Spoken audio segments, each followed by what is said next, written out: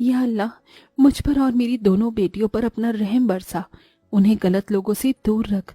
عید کے اس پاک موقع پر میرے پروردگار, میری تجھ سے یہی دعا ہے, میری دعا کو تو عطا فرما. آپ کا سلا ہوا سوٹ تو بہت سندر ہے.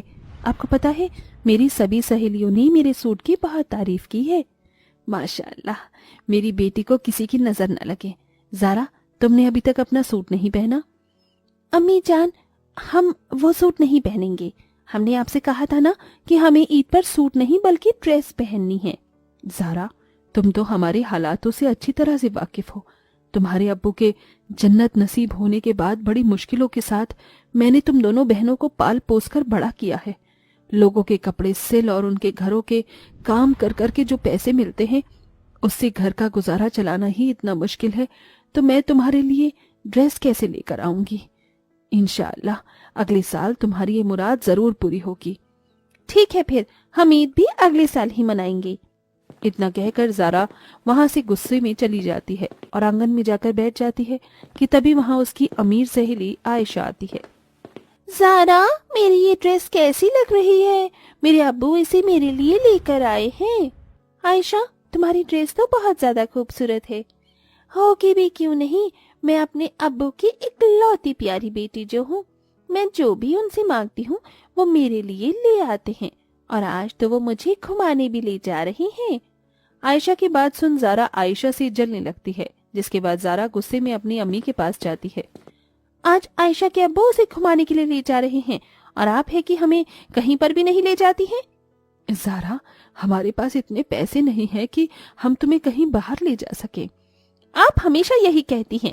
اگر آج ابو زندہ ہوتے تو ہمیں ایسی چھوٹی چھوٹی چیزوں کے لیے ترسنا نہیں پڑتا. اپنی بیٹی کی باتیں سن فاطمہ کی آنکھوں میں آنسو آ جاتے ہیں, لیکن زارا کو اس سے کوئی فرق نہیں پڑتا. کہنے کو زارا اور روحانہ دونوں سگی بہنیں تھی, لیکن دونوں ہی ایک دوسرے سے بہت الگ تھی. جہاں روحانہ پڑھائی میں اچھی ہونے کے ساتھ ساتھ گھر کے سارے کاموں میں بھی اپنی ماں کا ہاتھ بٹاتی, خدا کی سچے دل سے عبادت کرتی, وہیں زارا ہمیشہ امیر بننے کا سپنا دیکھتی ہے اور لوگوں سے جلتی. ایسے ہی سمے گزرتا رہتا ہے اور اب دونوں بہنیں بڑی ہو جاتی ہیں. امی جان, دیکھیں ہم نے پورے کالج میں ٹاپ کیا ہے. ماشاءاللہ, میں جانتی تھی کہ میری بیٹی ہی اس سال کالج میں ٹاپ کرے گی. زارا بیٹی, تم نے اپنا رزلٹ نہیں بتایا. امی جان, بتانے لائق ہوگا تو ہم آپ کو بتائیں گے نا. ہماری صرف 50% آئے ہیں. ہم نے آپ سے پہلے ہی کہا تھا کہ یہ پڑھائی وڑائی ہمارے بس کی بات نہیں ہے. ہم شہر جانا چاہتے ہیں, نوکری کرنا چاہتے ہیں. زارا, تم پھر شروع ہو گئی. میں نے تم سے کتنی بار کہا ہے کہ تم شہر نہیں جاؤ گی. لیکن کیوں امی جان؟ کیا ہم زندگی بھر اس قریبی میں ہی رہیں اور کبھی اس قریبی سے باہر نہیں نکلے؟ بیٹا, ہمیں خدا نے جتنا دیا ہے ہمیں اس میں ہی خوش رہنا چاہیے. زیادہ پانے کی چاہ انسان کو برباد کر کے رکھ دیتی ہے. امی جان, اگر زارا اتنا کہہ ہی رہی ہے تو اسے شہر جانے دیجیے نا. کیا پتا اس کی تقدیر میں خدا نے کچھ اچھا لکھا ہو. لیکن امی جان, خدا کے واسطے اسے جانے دیجیے. اپنی بڑی بیٹی کی بات سن فاطمہ زارا کو شہر بھیجنے کے لیے مان جاتی ہے, جس کے بعد اگلے دن ہوتے ہی زارا شہر جانے کی ساری تیاری کر لیتی ہے. زارا, یہ تعبیز میں نے تمہارے لیے بنوایا تھا. یہ تمہیں ساری بری نظر سے بچائے گا. اسے کبھی اپنے ہاتھ سے مت اتارنا. فاطمہ روحانہ نم آنکھوں سے زارا کو رخصت کرتے ہیں. زارا کے شہر پہنچتے ہی جلدی ایک اچھی نوکری اسے مل جاتی ہے, جس سے اب آرام سے وہ اپنی آفس کی کچھ فرینڈز کے ساتھ ہی ایک فلیٹ لے کر رہنے لگتی ہے. شہری طور طریقے اور وہاں کے لوگ دیکھ کر اب زارا دھیرے دھیرے شہری لوگوں کی طرح بننے لگتی ہے. ان کی طرح کپڑے پہننا, کھانا کھانا, باہر گھومنا اب زارا کا ایک نیا شوق بن گیا تھا. زارا, کیسی ہو تم؟ وہاں سب کچھ ٹھیک تو ہے نا؟ اور تم نماز تو وقت سے پڑھتی ہو نا؟ ہاں باجی, میں 5 وقت کی نماز پڑھتی ہوں. آپ فکر مت کرو, میں یہاں پر بہت خوش ہوں. اللہ تمہارے سارے خوابوں کو جلدی پورا کرے. شہری ہوا لگنے کی وجہ سے اب زارا شراب بھی پینے لگ گئی تھی اور پوری طرح سے اپنی پرانی زندگی کو بھول کر ایک نئی زندگی میں گھل جاتی ہے. ایسے ہی سمے گزرتا رہتا ہے اور پھر سے رمضان آنے والے ہوتے ہیں. آرام سے, یہ لیجیے پانی پیجیے. کچھ دنوں سے طبیعت کچھ ٹھیک نہیں لگ رہی ہے. دل بھی کافی گھبرا رہا ہے.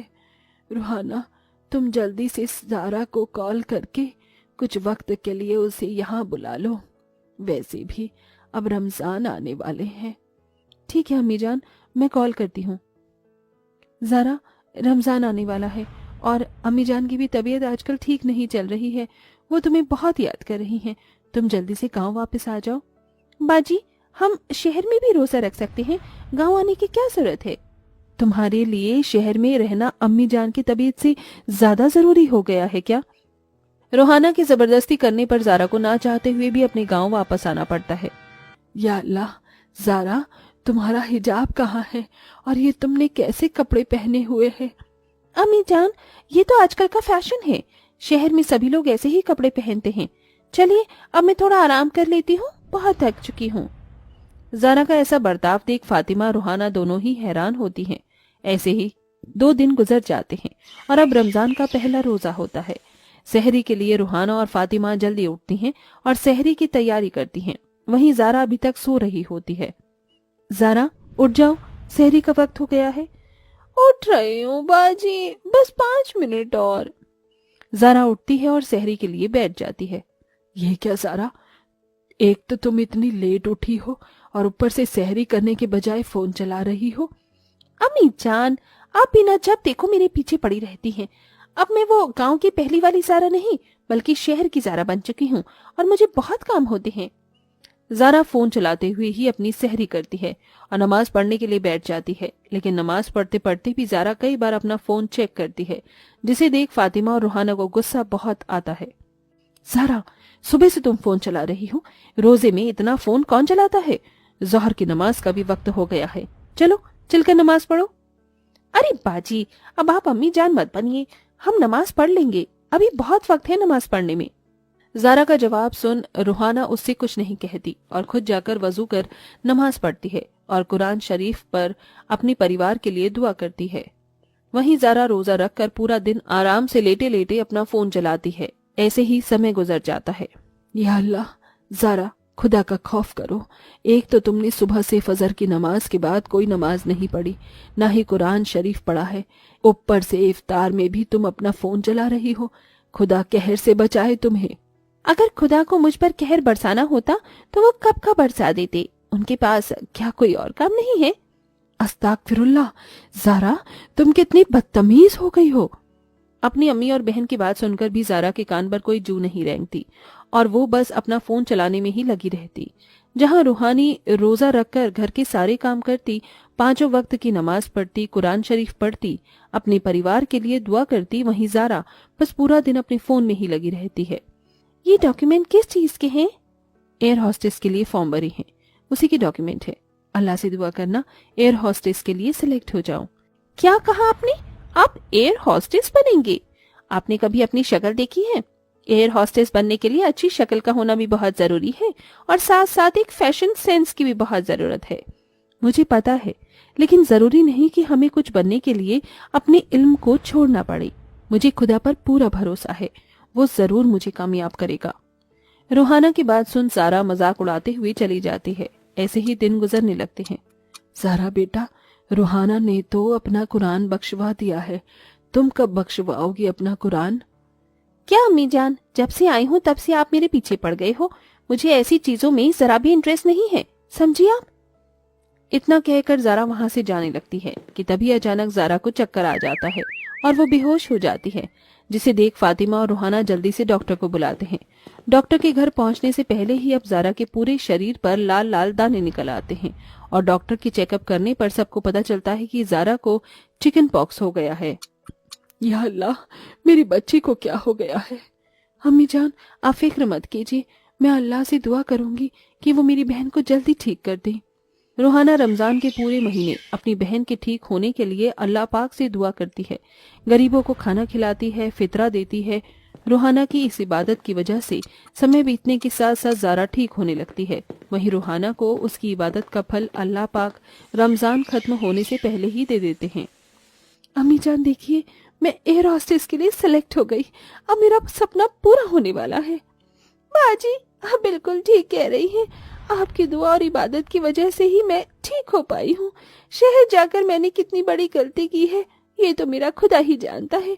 मैंने रमजान, उसकी नमाज, हर एक चीज की बहुत बेइज्जती की है। اللہ مجھے کبھی معاف نہیں کرے گا۔ نہیں زارا، اللہ پاک اپنے بندے کو ضرور ایک موقع دیتا ہے۔ تمہیں اپنی غلطی کا احساس ہوا، اسی لیے خدا تمہارے سبھی گناہوں کو معاف کر دے گا۔ ہاں میری بچی، خدا تیرے گناہوں کو ضرور معاف کرے گا۔ ابھی بھی وقت ہے، تو سچے دل سے خدا کی عبادت کر۔ اپنی امی جان اور بہن کی بات سن زارا اب سچے دل سے خدا کی عبادت کرتی ہے۔ 5 وقت کی نماز پڑھتی ہے، غریبوں کو کھانا کھلا کر ان سے دعائیں لیتی ہے۔ اب خدا کا رحم روحانہ پر برسنا شروع ہو جاتا ہے۔ ایسے ہی سمے گزرتا ہے اور ایسے ہی کچھ دن گزرتے ہیں اور عید آ جاتی ہے، جس کے بعد اب پورا پریوار مل جل کر عید کا پاک تہوار بناتا ہے۔